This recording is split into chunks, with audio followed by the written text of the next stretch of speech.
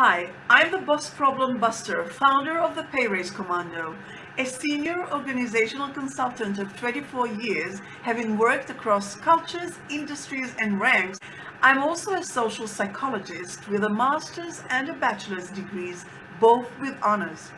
My team and I train past over corporate professionals like you to get that pay raise and promotion you're overdue for so that you can finally kill your Monday blues before you sink further and bring your inner joy back, which is the best part of my job and the goal of this channel. Kill your Monday blues and bring your inner joy back. Now, back to the salt mines. Let's talk about sex and the workplace, specifically romantic relationships between peers. Even more specifically, how it can totally screw up your career. After all, this channel is about how to get that promotion and pay raise, and we're not called the Pay Raise Commando for nothing.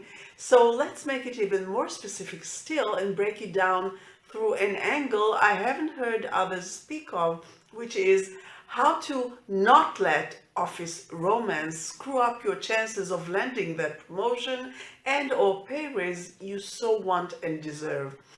And I stress peers, so no automatic default sexual harassment there, as is the case with any liaison between employees of different ranks, all the more so with direct subordination. That is not the case here, rather a consensual romantic relationship between equally ranked people in the same team or department. So the focus here is on totally falling in love with a coworker, how that can cost you that promotion and pay raise, and how to prevent this from happening.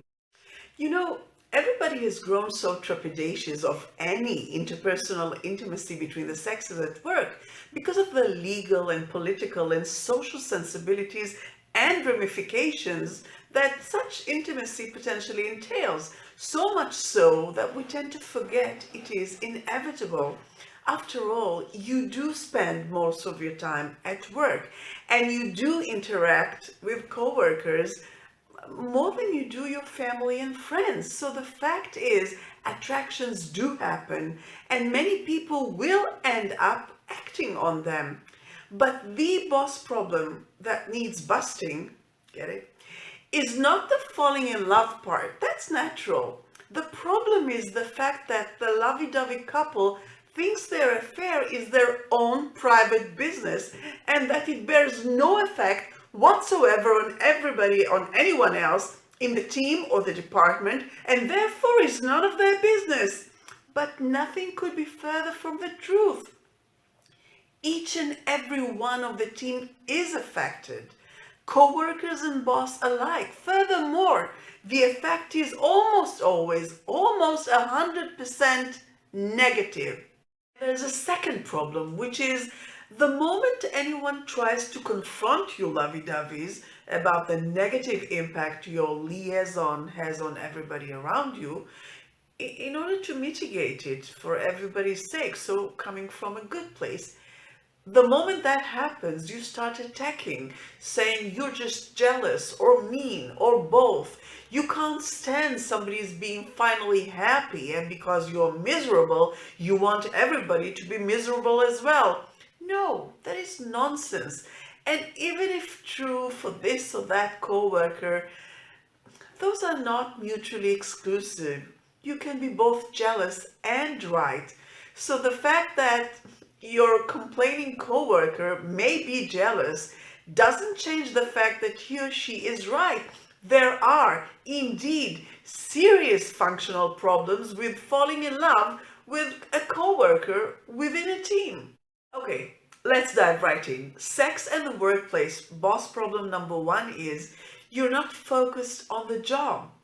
Look, the sheer essence of falling in love is that it is all-consuming. You constantly think about your sweetheart, you fantasize about them, what you did together yesterday, what you will do today or tomorrow after work, how perfect they are. So you're in a full schmoopy mode.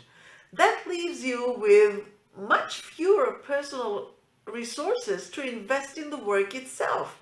This is true for any romance you have in the initial head over heel phase, which is scientifically proven to be akin to a drug-induced trip, because it is a drug.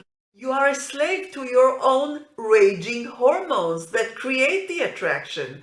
But all this is especially the case in an office romance, and it is very easy to see why.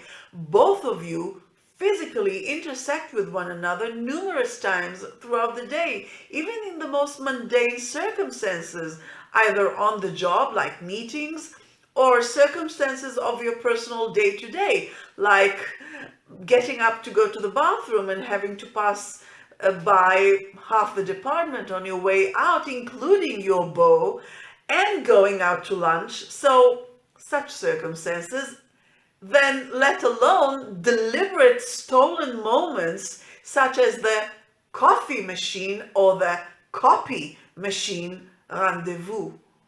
All these increase your temptation to focus on yourselves rather than on the job for which your salary is being paid. And you think that qualifies you for a higher salary and a higher position on the organizational ladder? Surely you see quite the opposite is true. Maybe a cut to your pay and a demotion is more suitable. Plus, you're screwing yourself in yet another way. Think about it. A manager at any level needs to be able to see beyond themselves, to be alert and sensitive to how he or she is being perceived by everybody around them. But you are completely self-centered and self-absorbed.